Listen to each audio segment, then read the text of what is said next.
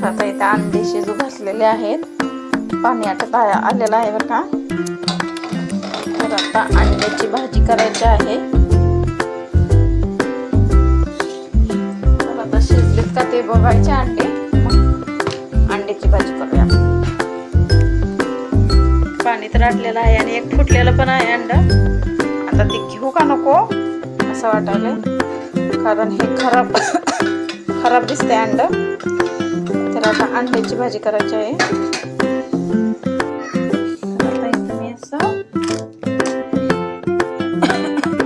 अंडे चाकूने कट करून घेते. असे चाकूने कट करून घेते अंडे. मधून कट करायचे म्हणजे पूर्ण मसाला जातो. असे कट करून घेतले, पूर्ण मसाला पूर्ण जातो सगळ्यांनी. आता इथे तेल, खोबरं, अद्रक, कोथिंबीरची पेस्ट घातलेली आहे. थोडंसं काळं तिखट घातलेलं आहे. हे परतायचं आहे. असं हे थोडंसं तेलामध्ये परतलं ना कलर छान येतो भाजीला.